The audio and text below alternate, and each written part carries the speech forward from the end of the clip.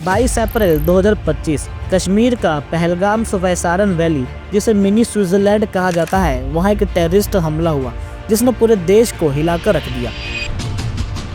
इस आतंकी हमले में लोगों को उनका धर्म पूछकर मारा गया। सिर्फ हिंदूस और नॉन मुस्लिम्स को टारगेट किया गया। अगर कोई टूरिस्ट कलमा पढ़ भी देता तो क्रॉस चेक करने के लिए उनके पैंट उतरवाकर प्राइवेट पार्ट्स चेक किए जा रहे थे। कुछ सोर्सेज के अकॉर्डिंग 4 से 7 टेररिस्ट इस हमले में इन्वॉल्व थे, पर एक चीज क्लियर थी कि इनके पास AK-47 और M4 कार्बाइन्स गन्स थी।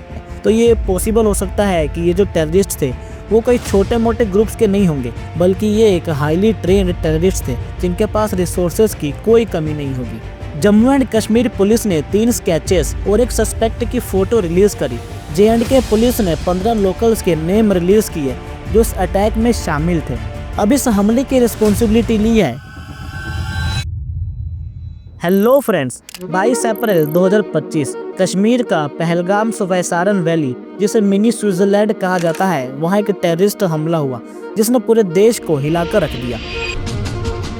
कुछ टेररिस्ट ने मिलकर 26 लोगों को मार दिया, 17 लोग इंजर्ड हुए और मृतकों में से 26 के 26 मेल थे। इस आतंकी हमले में लोगों को उनका धर्म पूछकर मारा गया। सिर्फ हिंदूस और नॉन मुस्लिम्स को टारगेट किया गया।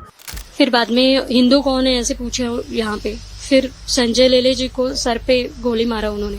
कुछ आतंकवादी टूरिस्ट से पूछते हैं कि तुम हिंदू हो या मुस्लिम, और उन्हें कलमा पढ़ने के लिए कहते, और जब उन्हें कंफर्म हो गया कि ये हिंदू है तो डायरेक्ट गोली मार दी। पापा खड़े थे, कोई आया गन लेके, उन्होंने पापा को बोला कलमा पढ़ने को। पापा को नहीं समझा, पापा ने चश्मा उतारा, टोपी उतारी, उतने में गोली मार दी। कुछ ऐसा ही कहा नेवी लेफ्टिनेंट विनय नरवाल की वाइफ ने, जिनकी 6 दिन पहले ही शादी हुई थी। एक वीडियो में इनकी वाइफ को कहते सुना गया कि कुछ लोग इनके पास आए और कहा कि शायद ये मुस्लिम नहीं है, और गोली मार दी। यहाँ पे उसने बोला कि ये शायद मुस्लिम नहीं है, उसने उसको गोली मार दी। अगर कोई टूरिस्ट कलमा पढ़ भी देता तो क्रॉस चेक करने के लिए उनके पैंट उतरवाकर प्राइवेट पार्ट्स चेक किए जा रहे थे।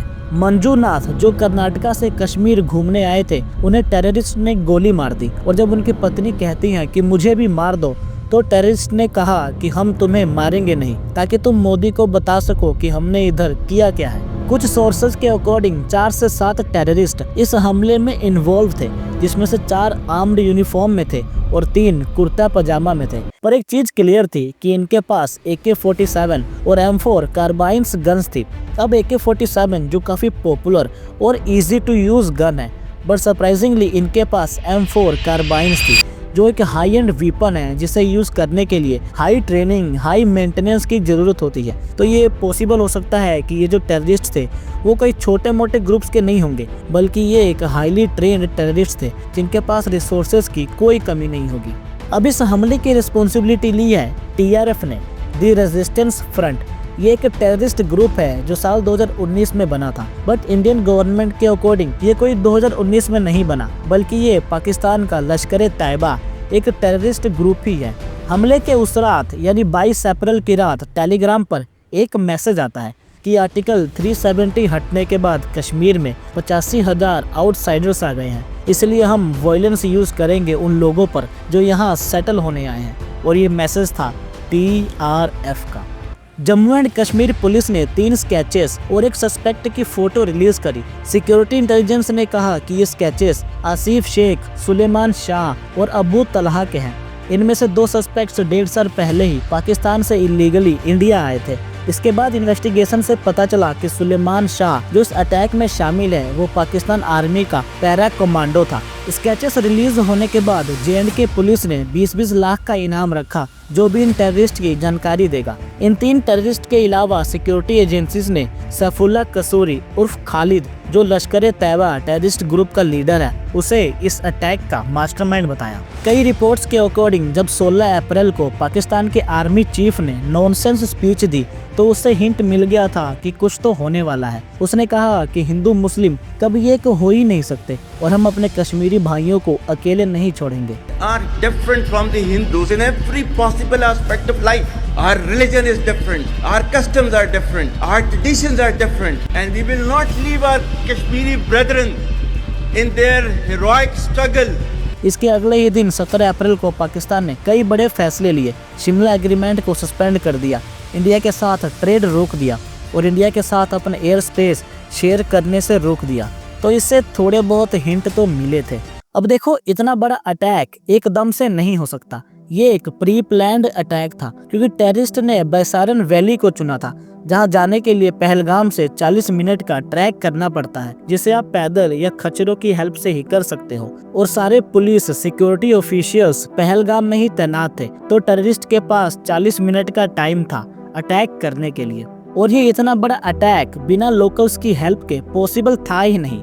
J&K पुलिस ने 15 लोकल्स के नेम रिलीज किए जो इस अटैक में शामिल थे। टाइम्स ऑफ इंडिया की रिपोर्ट के अकॉर्डिंग इलेक्ट्रॉनिक सर्विलांस अथॉरिटी का मानना है कि इन लोकल्स ने आर्म वेपन और जरूरी सामान टेररिस्ट तक पहुंचाया है पाकिस्तान के बॉर्डर से। आप ये सेल्फी वीडियो देखो, ये उसी टाइम का है जब आतंकी हमला हो रहा था। आप देख सकते हो कि नीचे गोलियां चल रही हैं और गोलियों की आवाज सुन के जिपलाइन वाला अल्लाहू अकबर बोलने लगा।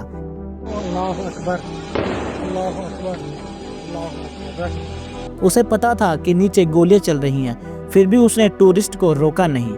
जो लोग इस हमले से बच गए, उनका मानना था कि लोकल्स उनकी मदद नहीं कर रहे थे। अगर लोकल्स मिले नहीं होते तो शायद ये हमला रोका जा सकता था और जो मासूम लोग शहीद हुए वो आज अपने घर होते। 27 अप्रैल को इस अटैक के इन्वेस्टिगेशन की जिम्मेवारी नेशनल इन्वेस्टिगेशन अथॉरिटी को दे दी गई। NIA हर पॉसिबल तरीके से इस केस को इन्वेस्टिगेट कर रहे हैं। NIA को लोकेशन के पास एक हुआवे सैटेलाइट फोन मिला, जिसे पॉसिबली पाकिस्तान से स्मगल्ड किया गया था। इसके बाद 3 सस्पेक्ट टेररिस्ट और उनके साथ शामिल लोगों के घरों को तबाह कर दिया गया। 28 अप्रैल को इंडियन एक्सप्रेस की रिपोर्ट के अकॉर्डिंग फोर्सेस ने इन टेररिस्ट को 4 बार लोकेट किया, बट अनफॉर्चुनेटली वो बच गए और अभी इंडियन फोर्सेस फुल एक्शन के मूड में हैं। अभी हमारे देश में कई लोग ऐसे हैं जो ये मानने को तैयार ही नहीं है कि यह आतंकी हमला पाकिस्तान ने करवाया है। देखो कैसे वीडियो में कहते हैं कि पाकिस्तान को ब्लेम मत करो। साबित कहाँ हुआ है कि हुआ है साबित क्या कि पाकिस्तान ने किया है? किसने किया? इस पे अटैक करने चाहिए। डायरेक्ट पाकिस्तान का नाम क्यों ले रहे? जो किया है उसको तहकीकात करो। पाकिस्तान का प्रेम है क्या? नहीं, प्रेम नहीं है। तो फिर इंडिया में रहकर पाकिस्तान के लिए इतना प्यार, जब लोग गुस्से में आकर पाकिस्तान के फ्लैग जलाने लगे, उसे सड़क पर चिपकाने लगे, तो देखो ये कौन से लोग हैं जो फ्लैग हटाने की कोशिश कर रहे हैं। जब इस अटैक की न्यूज़ फेसबुक पर लाइव थी, तब आप कमेंट्स में देख सकते हो कि वो कौन से लोग हैं जो इस पर हंस रहे हैं। आप मानो या ना मानो, पर इनकी आइडियोलॉजी वही है जो पाकिस्तान के मिलिट्री चीफ ने कहा था, terrorist has no religion. But फिर लोगों से उनका धर्म पूछकर क्यों मारा गया?